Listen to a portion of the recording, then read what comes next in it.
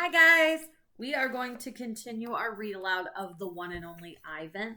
The last time we got news that there was going to be a new arrival.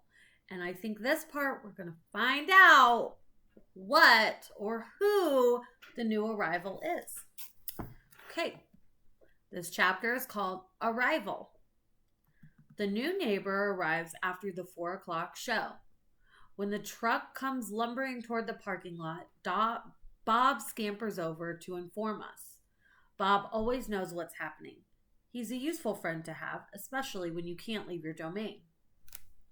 With a groan, Mac lifts the sliding metal door near the food court, the place where deliveries are made. A big white truck is backing up to the door, belching smoke.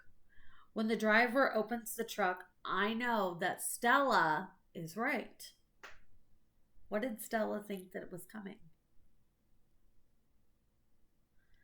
A baby elephant is inside. I see her trunk poking out from the blackness. I'm glad for Stella, but when I glance at her, I see she is not glad at all. Why do you think Stella might not like having a baby elephant? Think about that. Stand back, everyone, Mac yells. We've got a new arrival. This is Ruby, folks. 600 pounds of fun to save our sorry butts. This gal is gonna sell us some tickets. Mac and two men climb into the black cave of the truck. We hear noise, scuffling, and a word Mac uses when he's angry. Ruby makes a noise too. Like one of the little trumpets they sell at the gift store. Move, Max says, but there's still no Ruby. Move, he says. We haven't got all day. Inside her domain, Stella paces as much as she's able. 2 steps one way, 2 steps the other. She slaps her trunk against the rusty metal bars. She grumbles. Stella, I asked, did you hear the baby? Stella mutters something under her breath, a word she uses when she's angry. Relax, Stella. It will be okay. Ivan, Stella says, it will never be okay, and I know enough to stop talking. The next chapter is called Stella Helps. The men are yelling. Some of the yelling is at each other, but most of it is at Ruby. We hear scrambling, pounding, shifting. The side of the truck shudders. I'm starting to like this elephant, Bob whispers. I'm getting the big one, Max says. Maybe she can coax the stupid brat out of the truck. What does he mean by the big one? Mac opens Stella's door. So by the big one, he meant the big elephant, Stella. Come on, girl, he urges. He unties the rope attached to the floor bowl. Stella pushes past Mac, nearly knocking him over. She rushes the best she can, limping heavily toward the open back of the door truck. She catches her swollen foot on the edge of the ramp and winces. Blood trickles down. Halfway up the ramp, she pauses. The noise in the truck stops. Ruby falls silent. Slowly, Stella makes her way up the rest of the ramp. It groans under her weight, and I can tell how much she is hurting by the awkward way she moves. At the top of the incline, she stops. She pokes her trunk into the emptiness. We wait.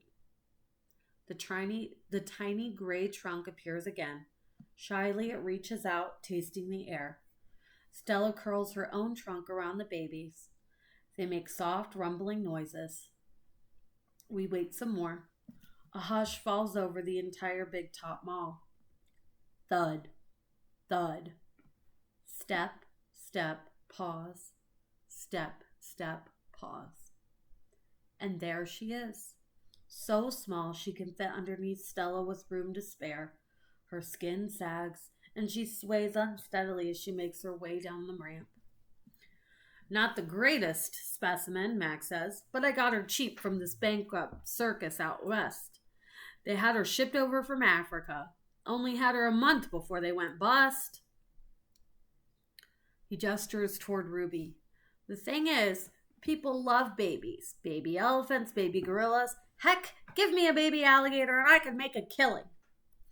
Stella ushers Ruby toward her domain. Mac and the two men follow. At Stella's door, Ruby hesitates.